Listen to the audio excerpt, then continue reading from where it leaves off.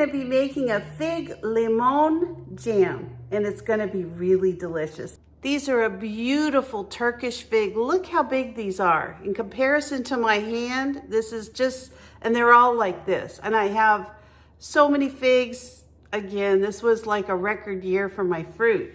It's gonna be so good. We're gonna add some lime jello and a lime with the zest to this delicious jam, and it is gonna be so good. This year, my Turkish figs are just more large and beautiful and sweet than ever before.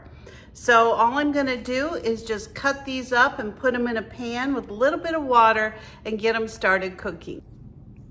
So as you can see, I'm just cutting off the very tips of the stems. Some of these had stems left on them when I picked them off the tree. These have all been washed, and I actually put them in boiling water to blanch them for a minute to a minute and a half, just to make sure in case there were little bugs on there that I couldn't see. Wanted to make sure those were gone.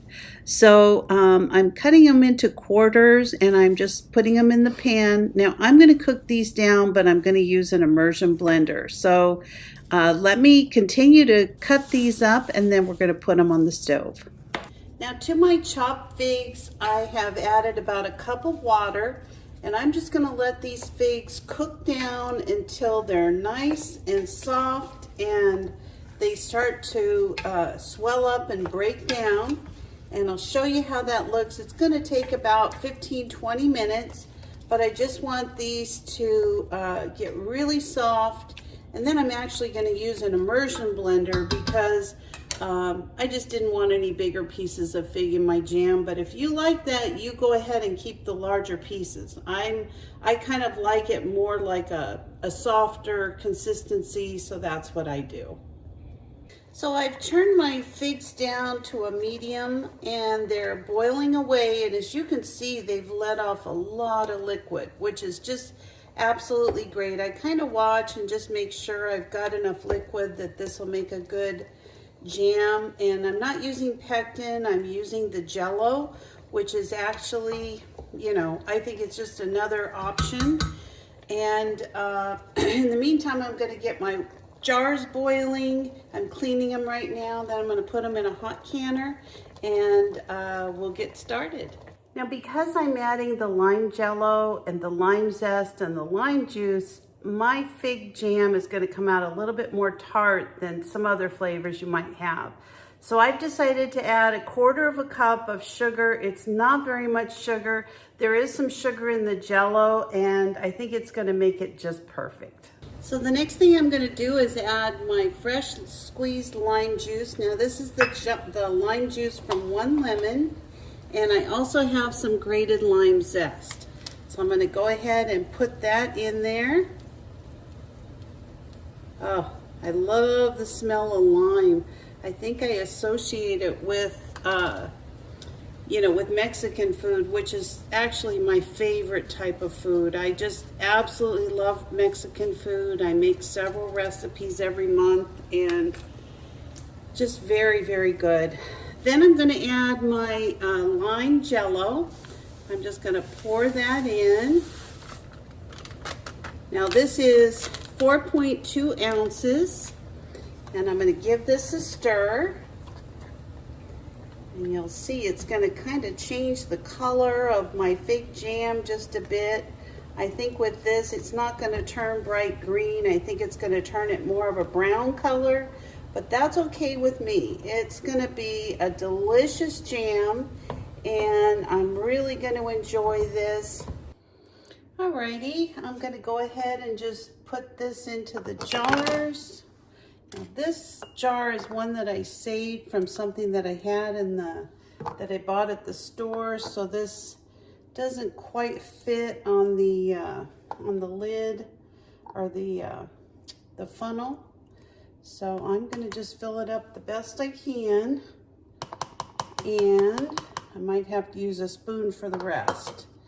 So I'm going to be filling these 1/4 inch from the top of the jar.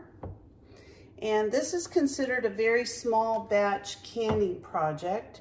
There's just not a lot of jam that we're canning in this, which is fine. I mean, there's only one of me, so this works out just perfect.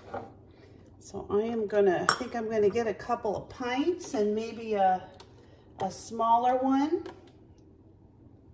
And that is just absolutely perfect. And I think this will be easier to finish it up. So we're just gonna put a little bit in here, get this topped off, and then we'll just put them all in the canning jars. And as usual, it looks like I have a little bit for tomorrow's breakfast, which is always a good thing for me.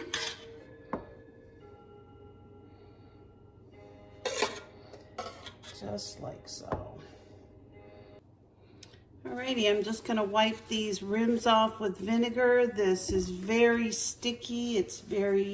These figs were extremely ripe.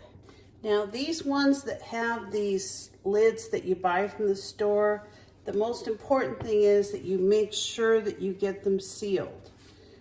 They will just be fine to give away for gifts and things like that, or even if you want to use them for yourself. You just want to make sure that this lid, it's not like these. These you do finger tight, but the lids from the store, you want to make sure they're very tight. So I'm just going to put that in like it is. And the other ones are finger tight. And we'll put them in our canner and we'll be back in 10 minutes. So I never worry that there's not quite enough left for one more jar to can. I love to have a little bit left over for the refrigerator that I can try out right away. Well, all my jars have sealed. I just took them out, but I did want to show you something. When you do find these little jars that you can use, I like these because I can give them away to family and friends, and I don't have to worry about getting my jar back. But if you want to make sure it's sealed, you want to make sure that the button, before you seal it, the button on the lid is going to be up. But once you seal it, you put a knife down, and if it lays flat, the button has gone down and it's sealed. So all three of these jars sealed with like a second of me taking it out. It was like bump, bump, bump. So there you go. So this jam ended up being one of my favorite jams. I would nickname it the Sour Patch Kid because I love those, and this is so good. Thanks for watching. Please like and subscribe. See you next time. Bye-bye.